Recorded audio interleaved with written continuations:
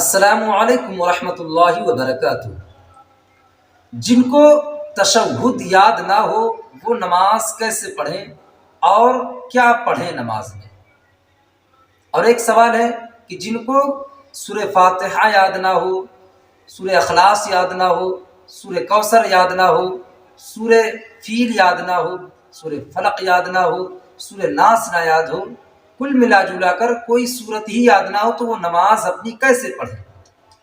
یہ بہت ضروری مسئلہ ہے، چونکہ ہمارے کچھ ایسے بھائی ہیں جو دین سے بہت زیادہ دور ہیں، تو ان کو نماز کے تعلق سے جانکاری نہیں ہوتی ہے، تو وہ لوگ اس بات کو بہت بڑا عذر بنا لیتے ہیں اور کہتے ہیں کہ ہمیں تو کچھ معلومات ہی نہیں ہے، نماز کیسے پڑھیں؟ تو دیکھیں، اسلام بہت آسان دین ہے۔ اسلام ہر مشکل کے لیے ایک آسان راستہ ضرور نکالتا ہے۔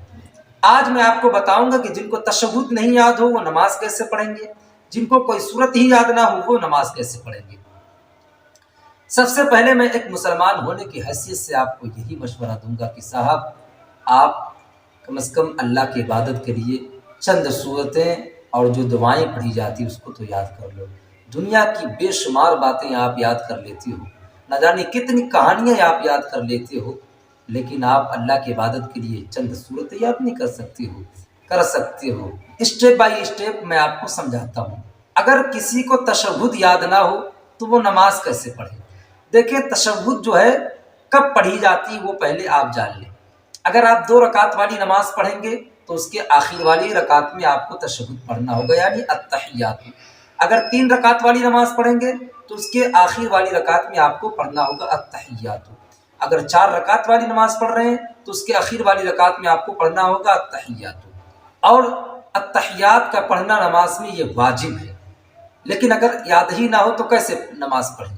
تو اس کے لیے طریقہ یہ ہے کہ وہ فرض نماز تو امام کے پیچھے پڑھے گا، اور سنت اور واجب بھی پڑھنے کے لیے کسی کو اپنا امام بنا لے گا جو اچھے طریقے سے نماز پڑھتا ہوگا، جس کی قرات وغیرہ درست ہوگی، اور کوشش کے زمانے میں رہے، دعائیں یاد بھی کرتا رہے، اور اس طریقے سے نماز پڑھے گا تو اللہ رب العزت اس کی نماز قبول بھی فرمائے گا۔ لیکن جب صورتیں اور دعائیں یاد ہو جائیں تو اس طرح کی جتنی بھی نمازیں پڑھے وہ سب کو سب وہ دہرا لے، لیکن دعائیں یاد نہ ہو، صورتیں یاد نہ ہو تو اس بنا پر نماز کو نہیں چھوڑنا ہے۔ اچھا، آپ کو تو اتنا پتہ ہے کہ فرض نماز میں کس طریقے سے امام کی اقتدا کی جاتی ہے، سنت میں بھی آپ کو اسی طریقے سے اقتدا کرنی ہے۔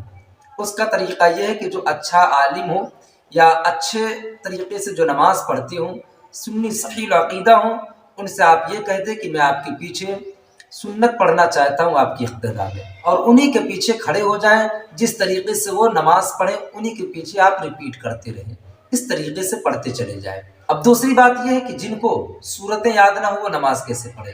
وہ بھی یہی کام کریں گے، جب تک صورتیں یاد نہ ہو وہ صورتیں یاد کرتے رہیں، اور جب تک یاد نہ ہوں تب تک کسی کو اپنا امام بنا لیں، ان کے پیچھے نماز پڑھتے رہیں۔